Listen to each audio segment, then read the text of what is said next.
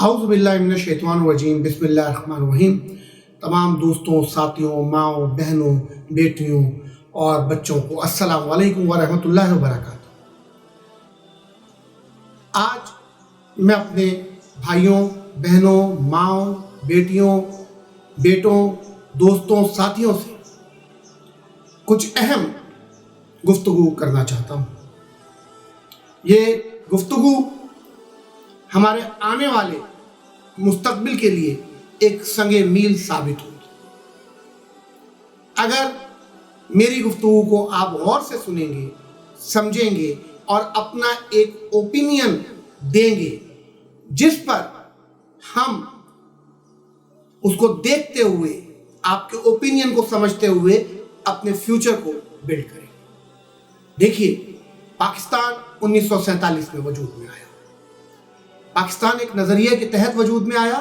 وہ نظریہ تھا اللہ کے نظام کو وضع کرنا، لا الہ الا اللہ محمد رسول اللہ محمد صلی اللہ علیہ وسلم کی تعلیمات کے مطابق۔ جو خاتم النبیین ہیں، ان کے بعد کوئی رسول نہیں آئے گا، اس کے تحت ہم نے اپنے ملک کو لے کر آگے بڑھنا تھا۔ افسوس کہ ہم آئین پاکستان کو بنانے میں ایک بہت بڑا عرصہ، قائد اعظم محمد جناح کی وفات، لیاقت علی خان کی شہادت اور ایسے دیگر عوامل کی وجہ سے اسے ہم تاخیر کا شکار ہوتے چلے گئے، اور یہ تاخیر جا کر کے 1956 میں پاکستان کا پہلا آئین وجود میں آیا۔ اس آئین کو بنانے والے وہ لوگ تھے جنہیں سلیکشنز کی عادت تھی، جنہیں الیکشنز کی عادت نہ تھی۔ 2 سال بعد ہی ایک مارشل لا 1958 میں لگا دیا گیا، جو مسلسل کئی سال تک موجود رہا، اور 1971 میں پاکستان 2 لخت ہوا۔ ان کے پیچھے کیا عوامل تھے، کیا معاملات تھے، ہم اس بحث میں جاننے کی جگہ آگے بڑھنا چاہتے ہیں، اور ہم اپنی قوم کے بچوں کو یہ سمجھانا چاہتے ہیں کہ بیٹا، تمہارے اس وقت ضرورت ہے ملک کو سنبھالنے کی، اس کی تاریخ کو سمجھنے کی۔ میرے مخاطب زیادہ تر میری نوجوان نسل ہے، جنہوں نے ملک کی باغ دور سنبھالنی ہے، تو انہیں حالات اور واقعات کا پتہ ہونا بہت ضروری ہے۔ اس ملک میں المیہ یہ رہا کہ اگر ہم 1958 کے ماشاء اللہ سے بھی پہلے کی اگر بات کریں، تو جب جنرل گریسی کے بعد آرمی چیف ایوب خان بنے، اور پھر وزارت دفاع کا عہدہ بھی ایک جرنیل کو دیے جانے کی بات ہوئی، وہاں سے ہم دیکھتے ہیں کہ ملک میں اسٹیبلشمنٹ کا اصل کردار رہا، اور اسٹیبلشمنٹ نے اپنے اس کردار کو مسلسل ادا کرنا شروع کیا، جبکہ ہمارا موجودہ آئین 1973 کا وہ تمام اداروں کو ان کے دائرے میں رہنے کا پابند کرتا ہے۔ ہم ایک نظام کے تحت چلنا چاہتے ہیں، اور نظام میں تمام چیزیں اس کا حصہ ہوتی ہیں، نظام ان چیزوں کا حصہ نہیں ہوتا۔ سسٹم اپنے ایک معین کردہ حدود میں رن کرتا ہے، جسے چلانا حکومت وقت کی ذمہ داری ہوتی ہے۔ انتظامی امور کا سربراہ ہمیشہ ہمارے اس آئین کے مطابق وزیر اعظم پاکستان، لیکن دیکھنے میں یہ آ رہا ہے کہ یہاں جن اداروں کا جو دائرہ اختیار ہے، وہ اپنے اس اختیار سے تجاوز کر رہے ہیں۔ عدلیہ اپنے اختیارات کو جو اس نے لے کر چلنا ہے، جو انصاف اس نے پہنچانا ہے، کیا وہ اس میں پوری طرح سے کامیاب ہے یا نہیں ہے؟ یہ سوچنا، سمجھنا، دیکھنا عوام پاکستان آپ کی ذمہ داری ہے۔ اب اگر کوئی اٹھ کر اس دائرہ اختیار کے حوالے سے بات کرتا ہے، اور وہ یہ کہتا ہے کہ آپ اپنے اپنے اختیاری دائروں میں رہیے، تب اسے غدار وطن قرار دے دیا جاتا ہے۔ مجھ سمیت کون ایسا ہے جو پاکستان سے غداری کر سکتا ہے؟ سوال ہی نہیں پیدا ہوتا۔ پاکستان ہے تو ہمیں فخر ہے کہ ہم پاکستانی ہیں، اور پاکستان اسلام کے نام پر وجود میں آیا، تو لہٰذا ہمارے آئین کی ہر شق کو، ہر آرٹیکل کو، پاکستان کے ہر اس آرٹیکل کے نفاذ کو جو اسلام کے عین مطابق کو لاگو ہونا ضروری ہے، اور اگر وہ اسلام کے مطابق نہیں ہے تو اسے اسلام کے مطابق اس کے تابع کرنا ہوگا۔ کیوں؟ کیونکہ ہم اسلام کے نام پر وجود میں ہیں۔ اس وقت ہمارے ملک کو سیکولر اور لبرل کنٹری کے طور پر پیش کیے جانے کی سازشیں کی جا رہی ہیں۔ اس وقت قادیانیت عروج پر ہے۔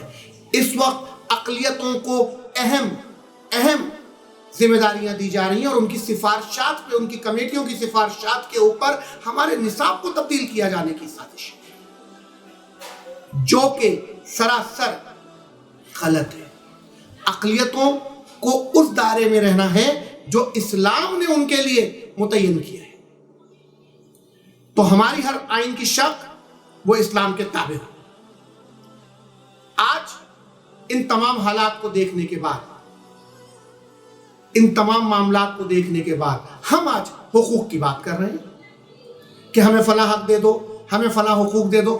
بھائی حق اور حقوق تو ہمیں پاکستان بننے سے پہلے ان سامراجی طاقتوں سے، ان برٹش گورنمنٹ سے مانگنے تھے جو ہم پر حکمرانی کر رہے تھے، ہمیں اپنا غلام بنایا ہوا تھا، ہم اپنے حقوق مانگ رہے تھے، اور جب پاکستان بن گیا ہمیں ہمارا حق مل گیا۔ تو اب ہم حقوق کس سے اور کیوں مانگ رہے ہیں؟ یہ تو ہمارا ملک ہے، ہمارا وطن ہے، ہمیں اپنے فرائض کا اور اپنے حقوق کا خود پتہ ہونا چاہیے۔ تو ہم کیوں جا کر کے ان سے یہ حقوق مانگ رہے ہیں؟ ہمیں اپنے نظام کو، اپنے سسٹم کو ایسا بنانا ہوگا کہ جس کے اندر ہمیں حقوق مانگنے کی یا اپنے فرائض کی انجام دہی کے بارے میں آواز بلند کرنے کی ضرورت نہ ہو، بلکہ ہر چیز ایک اپنے پیرامیٹرز میں کام کرے۔ ہمیں ایک ایسا نظام وضع کرنا۔ تو آج میں آپ سب سے اس ویڈیو کے توسط سے یہ جاننا اور سمجھنا چاہتا ہوں کہ کیا آپ اس سیاسی دھارے میں اپنا کردار ادا کرنے کو تیار ہیں؟ اس وقت سیاست کو پیسے کے پیچھے بہت زیادہ لگا دیا گیا، پیسے کی سیاست۔ لوگ سمجھتے ہیں کہ جو لینڈ کروزر سے اترے گا وہی ہماری مسیحی کرے گا۔ نہیں، اے غریبوں، تمہاری مسیحی ایک امیر کیسے کر سکتا ہے؟ تمہیں اپنے اندر سے ہی مسیح نکالنا ہوگا، تمہارے اندر لیڈر ہے۔ پیسے کی سیاست کو ختم ہونا ہوگا۔ ہمیں اب ان لوگوں کو منتخب کرنا ہوگا جو ہمارے درمیان ہیں، جو موٹر سائیکلوں پہ سفر کرتے ہیں، جو بسوں میں سفر کرتے ہیں، جو چنچی رکشاؤں میں جاتے ہیں، جو پیدل چلتے ہیں۔ ہمیں ان میں پڑھے لکھے، اچھے ذہن رکھنے والے لوگوں کو اب اس قومی دھارے میں شامل کرنا ہوگا۔ تو پہلے تو فیصلہ یہ کیجئے کہ کیا اس سیاسی دھارے میں آنے کو آپ تیار ہیں؟ ہاں، آپ تو یہ کہیں گے کہ نہیں، سیاست کوئی اچھی چیز تھوڑی ہے، یہ تو ایک دلدل ہے، ایک گندگی ہے، یہاں اچھے لوگوں کا کیا کام؟ تو جناب، جب اچھے لوگ پیچھے رہیں گے تو برے ہی آگے آئیں گے۔ یہاں اچھے لوگوں کو آنا ہوگا، اچھے لوگوں کو اس گند کو صاف کرنا ہوگا۔ تو آپ سوچ لیجئے کہ آپ کو اس سیاسی دھارے میں آنا ہے۔ اس کے بعد ہمیں ایک چھوٹا سا ایجنڈا ترتیب دینا ہوگا، اور وہ ایجنڈا کیا ہوگا؟ وہ ایجنڈا ہوگا ہمیں اس نظریے کو فروغ دینا ہے جو نظریہ پاکستان ہے، جو نظریہ اسلام کے عین اصولوں کے مطابق ہے۔ اب ہمیں اس نظریات کے اوپر کام کرنا ہے۔ دیکھیے، یہاں کی جو سیاست تھی وہ مختلف لوگ کہتے رہے کہ جی ہمارا نظریہ، یعنی مختلف سیاسی جماعتیں اپنے نظریات، کون سے نظریات، ان کے نظریات کیا ہیں؟ اگر آپ تمام سیاسی جماعتوں کے منشور کو اٹھا کے دیکھیے تو سب کے اندر ایک ہی چیز کامن ملے گی کہ ہمیں مظلوموں کا حق دینا ہے، ہم تعلیم میں یہ کر دیں گے، ہم صحت میں یہ کر دیں گے۔ لیکن کیا کسی نے کچھ کیا؟ کسی نے کوئی ایسا پالیسی پیش کی کہ تعلیمی شعبے کے لیے یہ پالیسی ہوگی، صحت کے شعبے کے لیے یہ پالیسی ہوگی، اور اس پہ امپلیمنٹ کیا؟ میں زیادہ بڑی جماعتوں کی بات نہیں کرتا، پیپلز پارٹی، نون لیگ اور پی ٹی آئی، ان تینوں کے منشور کو پڑھ لیجئے۔ माँ सिवाय उनके जो कौम परस्त पार्टियां थी, उन्होंने अपने कौम के हवाले से बात की कि हम उनके लिए ये कर देंगे। लेकिन देखा क्या गया कि कौम भी दगरगूं हो गई, कौम भी टुकड़ों में बट गई, तबाह बर्बादी फैल गई, और नजरियात कहां चले गए? आज लोग मिसिंग हैं, आज लोग लापता हैं, उनका कोई पता नहीं है। अरे कोई मर जाता है, दफन हो जाता है, घर वालों को, लवाहिकीन को तसल्ली हो जाती है कि अब ये हमारे पास से चला गया अल्लाह के पास, लेकिन एक शख्स लापता है, उसके बारे में उनको पता ही नहीं। तो ये होना सही नहीं है। अब हमें सोचना और समझना है कि हमें सबसे पहली बात, नजरिया क्या होगा? नजरिया वो होगा जो पाकिस्तान का नजरिया है, जिसके बेस पर पाकिस्तान बना, हमें उस नजरिए की तकमील करनी है। नंबर 2, हम अपने आइन की हर शक को इस्लाम के ताबे करेंगे। हम जहां जहां जरूरत पड़ेगी, खास तौर पे इलेक्ट्रल सिस्टम पर, हम उसके अंदर रिफॉर्म्स लेकर आएंगे।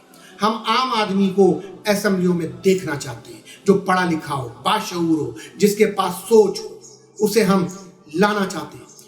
फिर मुख्तलिफ जमातें ये बात करती हैं कि हम मजलूमों की खिदमत करते हैं। मजलूम की खिदमत, कौन मजलूम और क्यों मजलूम?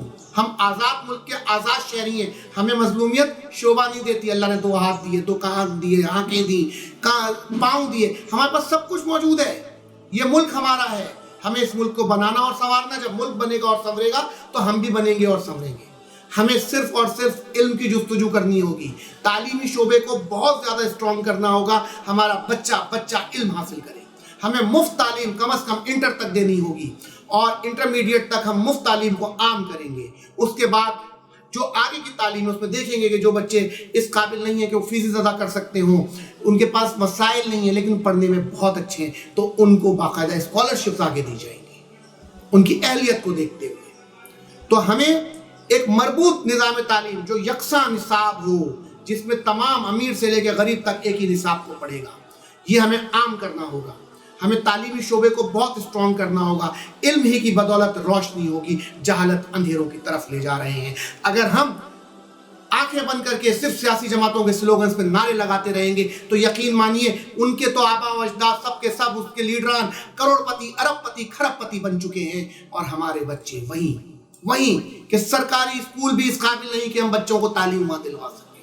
तो अब हमें एक इरादा करना होगा कि हम सरमायादाराना, जागीरदाराना निज़ाम का खात्मा करेंगे। ये वो निज़ाम है, आज बाकायदा मिसालें दी जाती हैं कि जी बांग्लादेश की जीडीपी 5 पॉइंट समथिंग है, बांग्लादेश के अंदर जी लिटरेसी रेट इतना है, लेकिन जाकर वहाँ देखिए कि वहाँ पैसा सरमायादार के ही पास है, वहाँ जीडीपी सरमायादार के लिए बढ़ रही है, गरीब तर है, बहुत बुरा हाल है वहाँ का। आप जाकर देखें। हम तो फिर भी अल्लाह का शुक्र है बहुत अच्छों में अच्छे हैं। हमें सिर्फ और सिर्फ अपने बलबूते पे अपनी चादर जितनी उतरे पांव फैलाने होंगे। आप लोग अगर इस बात के लिए तैयार हैं तो आइए एक नई जहद शुरू करते हैं, एक नया काम शुरू करते हैं, और हम बता देते हैं कि सब कुछ अवाम है, सब कुछ अवाम है, खवास कुछ नहीं। अवाम ही में से खवास पैदा होंगे और हम वो पैदा करके दिखाएंगे। तो हमारा एजेंडा कि हम आइन को इस्लाम के ताबे करेंगे, उसकी हर शख्स का अमली निफाज होगा। हम जो है लिटरेसी रेट को बढ़ाएंगे, हमारे यहाँ तालीम के शोबे के ऊपर नई इस्लाहात हम शामिल करेंगे, जिसके अंदर बच्चों की तरबियत सबसे अहम है, हुनरमंद तालीम सबसे इम्पॉर्टेंट है। सेहत के शोबे को हम ऐसा आम करेंगे कि हर यूनियन काउंसिल में एक बड़ा सरकारी अस्पताल होना चाहिए, ताकि वहाँ की आवाम को मुश्किलात ना हो। सफाई के ऊपर बहुत ही ज़्यादा फोकस करना होगा। ये सफाई और गंदगी, ये कोरोना आज जो फैला हुआ है, इसकी सबसे बड़ा मामला क्या है कि हम गंदगी के ढेरों पर हैं। इस्लाम कहता है सफाई निस्फ ईमान है। क्या हम अपने इलाकों में सफाई कर रहे हैं? हम सफाई से बिल्कुल दूर हैं। तो हमें इस पर बहुत फोकस करना है। हमें बुनियादी ज़रूरियात खुराक, जिसके लिए हर घर के अंदर हमने बाकायदा एक निज़ाम वज़ा करना होगा। हर आदमी, हर इंसान की आमदनी जो है उसको बढ़ाना होगा।